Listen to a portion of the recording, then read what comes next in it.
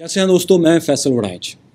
बहुत दिनों से महीनों से जिस खदशे का इजहार किया जा रहा था कि इसराइल इस मौके को गनीमत जानेगा जो गज़ा में उसका एक जेनोसाइड जारी है और अमेरिकन सपोर्ट उसके पास है डोनाल्ड ट्रंप के आने के बाद, और पिछले साल अक्टूबर में जो उन्होंने ईरानी डिफेंसेस को नुकसान पहुंचाया था, उसके बाद से कहा जा रहा था कि अब वो किसी भी वक्त ईरान पर एक बड़ा अटैक करेंगे। ऐसा अटैक जिसमें इसराइल का गोल ये होगा, इसराइल और अमेरिका का, कि कम से कम ईरानी न्यूक्लियर कैपेबिलिटी को और उसकी सलाहियत को कि वो इसको और इनरिच ना कर ले, 60% से ऊपर यूरेनियम इनरिच ना कर ले, उसको रोकने के लिए ऐसा अटैक करें जो फिर ईरान को दहाइयों, कम से कम 10-15 साल पीछे धकेल दे अपनी इस कैपेबिलिटी में, अपनी सलाहियत में। तो वो अटैक उन्होंने रात कर दिया। इसराइल ने 200 फाइटर जेट्स के साथ एयर अटैक किया है, एयर मिसाइल अटैक। वो अटैक जो है वो इराक से ऊपर से तो डेफिनेटली इराक की उसने सॉवरेनिटी वायलेट की है, वहाँ से अटैक किया है, लेकिन ये अटैक क्या ईरान के अंदर आकर किया है या उसके बॉर्डर से बाहर, अभी ये क्लियर नहीं है। लेकिन 200 फाइटर जेट्स इसमें इन्वॉल्व थे और उन्होंने 100 टारगेट्स को ईरान में टारगेट किया, उनको हिट किया। और उनका कहना है कि हमने तकरीबन 300 से 400 के दरमियान मिसाइल ईरान में फ़ायर किए हैं। ज़्यादातर अगर आप मैप को देखें तो अटैक जो इसराइल ने किया है वो तेहरान शहर के अंदर और इसके इर्द गिर्द किया है। और आपको पता है कि नतंज़ भी उसके तेहरान के 300 किलोमीटर के फासले पर है, बहुत ज़्यादा दूर नहीं है। और तेहरान शहर के अंदर भी बहुत ज़्यादा इंसानी जानों का नुकसान हुआ है। उसके बाद एक अटैक उन्होंने किया है तुर्की के बॉर्डर के पास तब्रेज़ में और एक नीचे करमानशाह में। ये एक ऐसा अटैक था जिसको नेतन्याहू ने 11 से 13 मिनट की तकरीर में आकर कहा ऑनलाइन अपने चैनल्स पर इंग्लिश में। बेसिकली वो अमेरिकन मीडिया से ही, अमेरिकन आवाम से ही खिताब कर रहे थे। उसमें उन्होंने बताया कि हमने अटैक का आगाज़ कर दिया है और ये बहुत दिन चलेगा। अभी ये पहली वेव है, अभी ये आगाज़ है।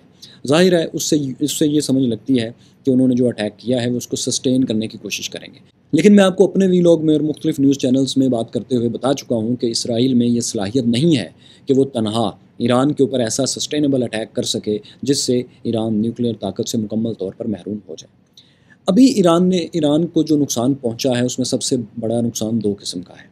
एक तो ये कि उसके ऊपर इतना बड़ा अटैक हो गया, ज़ाहिर है उसको डिफेंड नहीं कर सका, उसके ऊपर 300 से ज़्यादा मिसाइल फायर हुए। और अभी तक की जो खबरें हैं वो ये है कि ईरान किसी भी इसराइली जहाज़ को नहीं गिरा सका जो अटैक करने के लिए आए थे, या उसकी स्पेस से बाहर से उन्होंने अटैक किया था, वो डिफेंड नहीं कर सका।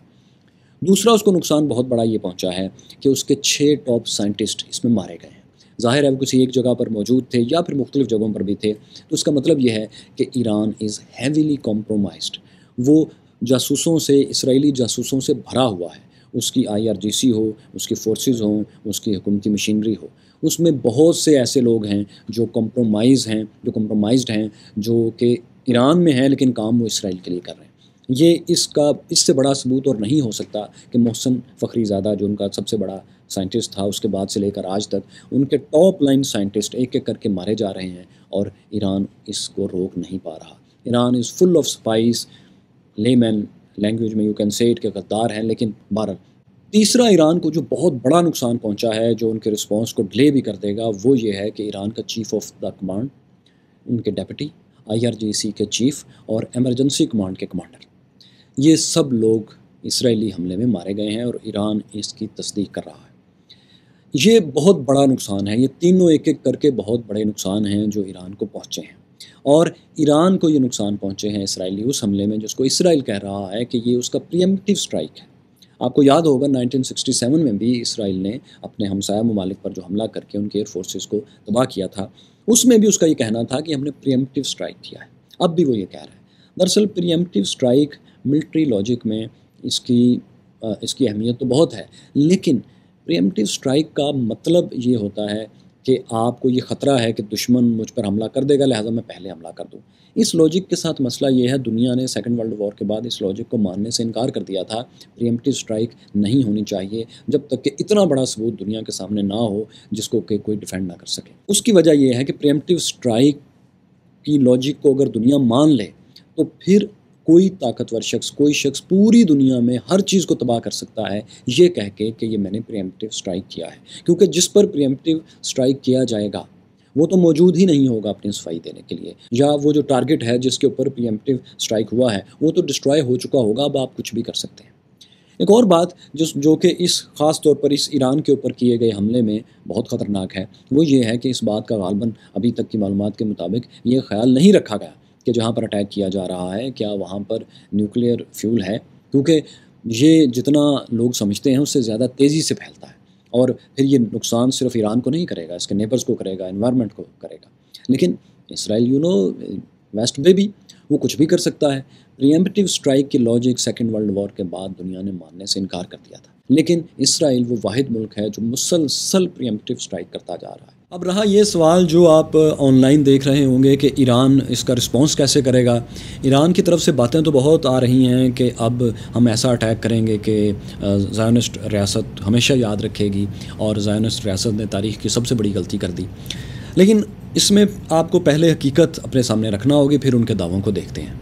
ایران کی فوری ریٹیلیٹ کرنے کی صلاحیت اسرائیل کے مطابق، ان کے بیانات کے مطابق اور کچھ ایرانین کنفرمیشنز کے مطابق فی الحال کرپل ہو چکی ہے، کیونکہ ایران کا فوری رسپانس کرنے کے لیے ضروری تھا کہ اس کی ٹاپ لیڈرشپ موجود ہو ایک اچھا بڑا رسپانس کے لیے۔ وہ اسرائیلی حملوں میں ماری جا چکی ہے۔ اس کا مطلب یہ ہے کہ ایران نے جو بھی رسپانس کرنا ہے اب اس میں تھوڑا سا ڈیلے آئے گا، کیونکہ جن لوگوں نے یہ ڈیسیجنز لینے ہیں ابھی وہ لوگ اس کو اب وہ پہلے اپنی سیکورٹی کے لیے بھی کام کریں گے تاکہ وہ مستقل ایک لمبی جنگ کے لیے خود کو تیار کر سکیں، اور اس کے بعد پھر یہ اٹیک کریں گے اسرائیل کے اوپر۔ اٹیک وہ لازمی کریں گے، کیونکہ جو اسرائیل نے اٹیک کر دیا ہے ایران کے اوپر، اس کا ایک کم از کم واضح مطلب یہ ہے کہ آیت اللہ رجیم ختم ہو چکی۔ آیت اللہ رجیم صرف اس صورت میں اب اپنے آپ کو سروائیو کرے گی، پولیٹیکلی میں بات کر رہا ہوں، وہ اس طریقے صرف اس وجہ سے اور اس طرح سے آگے سروائیو کرے گی اگر وہ اس اسرائیلی حملے کا زیادہ اچھا رسپانس دے پائے گی۔ اگر دے پائے گی تو وہ نہ صرف اسٹرانگ ہوگی بلکہ شاید کچھ اور سال کچھ اور دہائیاں چل بھی جائے۔ لیکن اگر وہ ابھی رسپانس نہ کر سکے، اور جیسا کہ اسرائیل کہہ رہا ہے کہ میں ابھی اس حملے کو ہم نے سٹارٹ کیا ہے، ہم اس کو پرولونگ کریں گے اور یہ بہت دنوں تک چلے گا، یعنی مہینوں تک یہ چلے گا، کیونکہ ان کی کیلکولیشن یہ ہے کہ ایران بہت دیر تک ریٹیلیشن نہیں کر پائے گا۔ اگر ایک کرے گا تو اسرائیل اس کے جواب میں ایک اور اٹیک کرے گا، پھر اس کے بعد ایران کو ایک اور رسپانس دینا پڑے گا۔ تو ان کی کیلکولیشن یہ ہے کہ 2-3 رسپانسز کے بعد ایران کے پاس وہ سکت نہیں رہے گی کہ وہ اور بڑا اٹیک کر سکے۔ اگر یہ اسرائیلی کیلکولیشن کامیاب ہوتی ہے تو آیت اللہ رجیم کے خلاف جو انقلاب لانے کی، عوامی بغاوت کی یا اس کو گرانے کی امریکہ اور اسرائیل کی ایک پلاننگ تھی، آپ سمجھیں کہ وہ کامیاب ہو جائے گی۔ اگر ہوگی، میں اگر لگا رہا ہوں اس کے ساتھ، میں یہ پریڈکشن نہیں کر رہا، میں یہ کہہ رہا ہوں کہ اگر IDF اپنے اس پلان میں کامیاب ہو جاتا ہے، جو کہ وہ خود ابھی بتا رہے ہیں، اس کو میں نے سادہ الفاظ میں ایکسپلین کیا ہے، تو آیت اللہ رجیم قائم نہیں رہے گی۔ لیکن اس کا یہ بھی مطلب ہے کہ اگر آیت اللہ رجیم نے، جو کہ اس کے پاس اب صرف ایک ہی آپشن ہے کہ وہ پوری طاقت سے رسپانس کرتے ہیں، پہلا ہی رسپانس، یہی ملٹری لاجک ہے، اگر انہوں نے فوری رسپانس اور بہت بڑا رسپانس کر دیا میکسیمم پاور کے ساتھ اور اسرائیل کو نقصان بھی پہنچا دیا، تو پھر آپ سمجھیں کہ نیتن یاہو کی حکومت ختم ہوگی کم از کم، اور ایک لمبے عرصے کے لیے اسرائیل شاید کسی اور پر اٹیک نہ کر سکے اکیلا، کیونکہ اٹیک کرنے کے لیے اب اسے امریکہ کی مدد چاہیے ہوگی، جو کہ اگر اس بڑے ایرانی اٹیک کے بعد ایران کیسے اٹیک کرے گا، ظاہر اپنے لانگ رینج میزائل سے اٹیک کرے گا۔ فی الحال جو خبریں ہیں اس کے مطابق اسرائیل نے اپنے حملوں میں اس پہلی ویو میں اس نے ایران کے کچھ موبائل لانچرز بھی تباہ کیے ہیں، اس کی میزائل لانچنگ سائٹس بھی تباہ کر دی ہیں۔ لیکن آپ جانتے ہیں کہ تمام سائٹس تباہ نہیں کی جا سکتی۔ آج کل میزائل لانچنگ سائٹس موونگ ہوتی ہیں، یہ ایک جگہ پر اسٹیشن نہیں ہوتی، لہٰذا ان کو تمام کو فائر نہیں کیا جا سکتا۔ اس کا سب سے بڑا ثبوت یہ ہے کہ یمن کے اوپر سعودی عرب نے برسوں بمباری کی، امریکہ نے کی، اسرائیل نے کی، برطانیہ تک نے کی ابھی یمن میں حوثیز کے خلاف، لیکن وہ اب تک میزائل فائر کرتے جا رہے ہیں۔ ہم یہ کہہ سکتے ہیں کہ ایران کی missile capability, long range missile capability, جس سے وہ فوری طور پر اسرائیل کو اٹیک کرے گا، وہ اسرائیل نے تھوڑی بہت ہٹ تو کی ہے، لیکن وہ اس کو بہت زیادہ ہٹ نہیں کر سکے گا۔ فرسٹ ویو کے طور پر ایران نے بہرحال بہت زیادہ نمبرز میں ڈرونز، جو کہ اسرائیل کے مطابق سینکڑوں میں ہیں، اسرائیل کی طرف انہوں نے لانچ کیے ہیں۔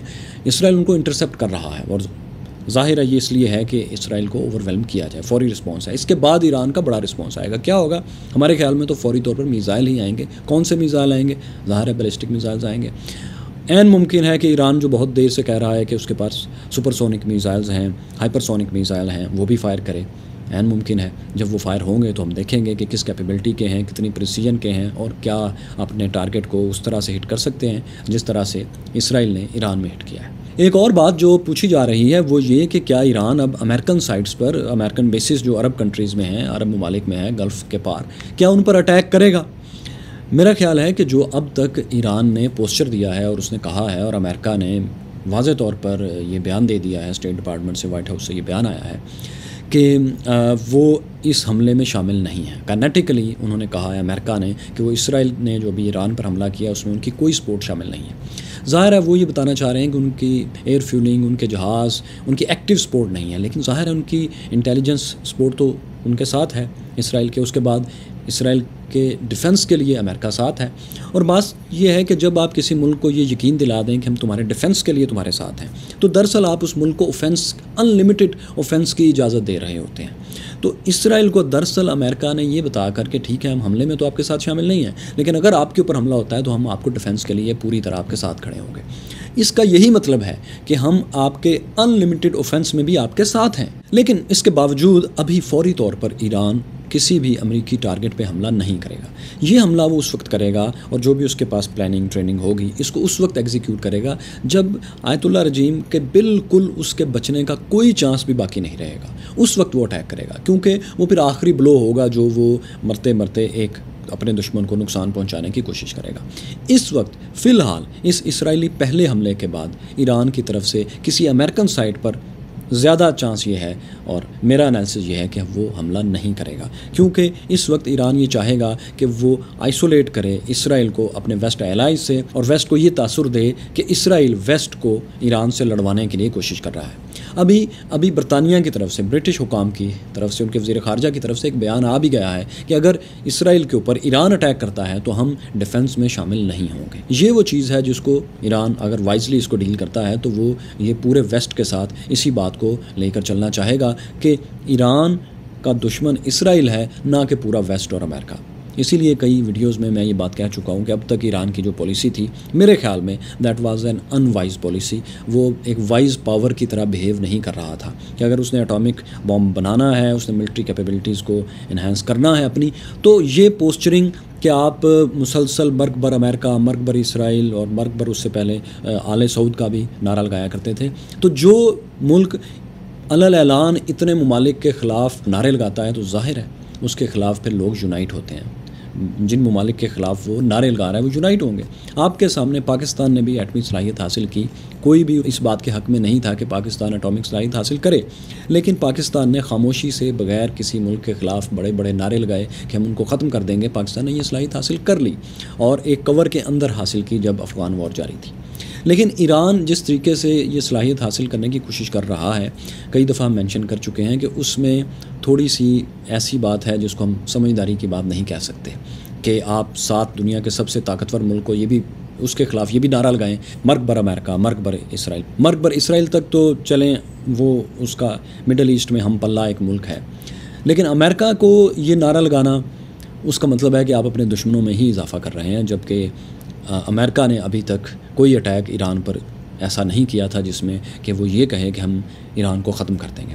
اگر کسی ملک کا جو بھی ملٹری پلان ہے اس کے ڈیفنس کا، اگر اس کو اتنا اوپن کرنا شروع کر دے گا اور اس کو اتنا ایگزیجریٹ کرنا شروع کر دے گا، اتنے بڑے بڑے دعوے شروع کر دے گا، تو جو اس کے دشمن ہیں وہ اس کی کیپیبلٹی پر نہیں، اس کے دعووں کے مطابق اس کو ٹریٹ کرنا شروع کر دیں گے، ان کے لیے آسان ہو جائے گا۔ ابھی آپ دیکھیں اسرائیل کے لیے، امریکہ کے لیے کتنا آسان ہے ایک کیس بلڈ کرنا، یہ بات دنیا کے سامنے لے کر آنا کہ ایران میں آیت اللہ خامنئی نے ابھی چند دن پہلے ایک ویڈیو ریلیز کی جس میں ان کے سامنے بیٹھے ہوئے لوگ مرگ بر اسرائیل کے بعد مرگ بر امریکہ کے بھی نعرے لگا رہے تھے۔ تو دس از ان مائی اوپینین ان وائز۔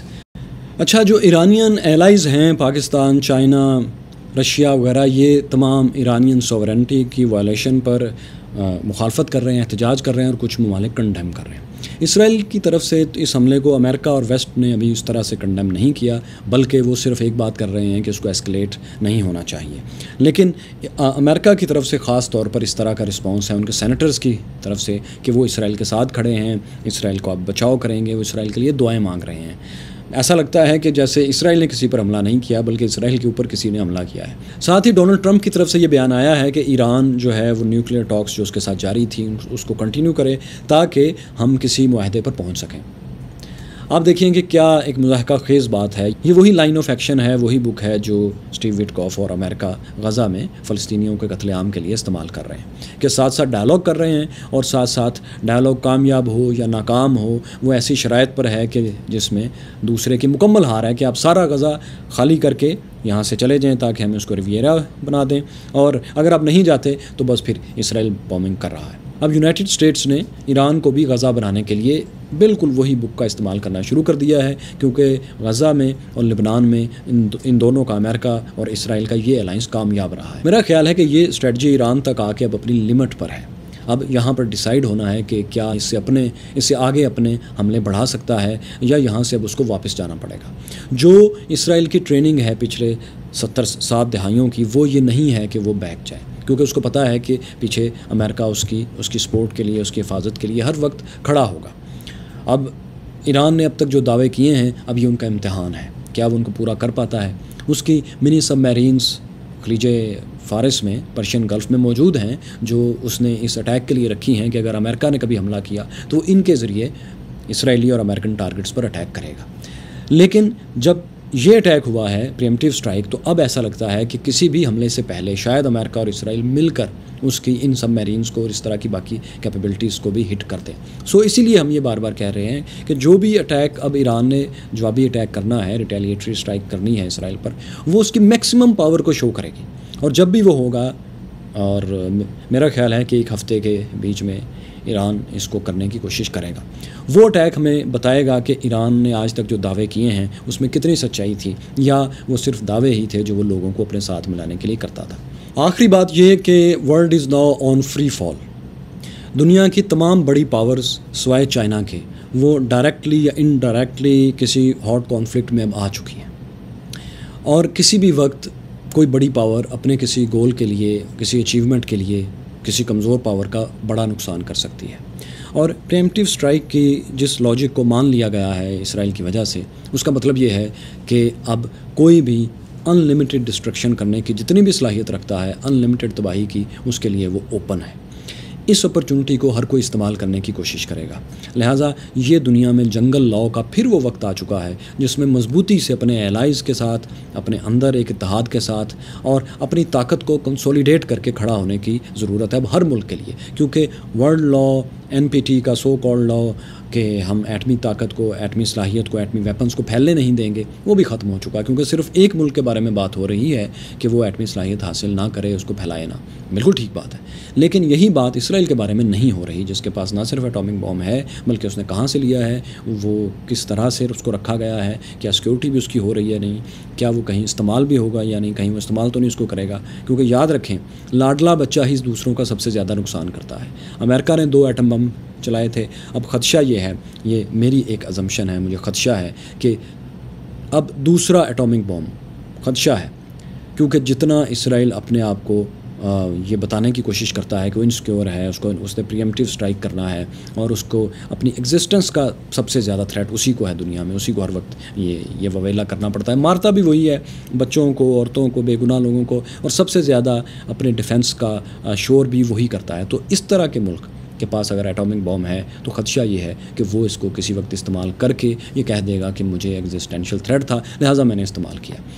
تو یہ NPT اور یہ ایگریمنٹس اور انٹرنیشنل کورٹس اور انٹرنیشنل کرمنل کورٹس, اب ان کی اہمیت بالکل نہیں رہی.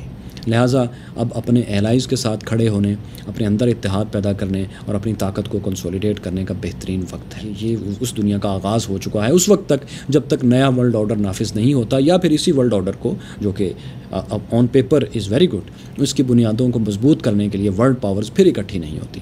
اگر نہیں ہوں گی تو وی آر آن فری فال. کچھ بھی ہو سکتا ہے, بہت بڑا نقصان ہو سکتا ہے, جغرافیہ بھی بدلے جا سکتے ہیں. لہٰذا یہ اگلے چند دہائیاں اب سے شروع کر کے ایسی ہیں جس میں اپنے الائز اور اپنے اندر اتحاد بہت ضروری ہے.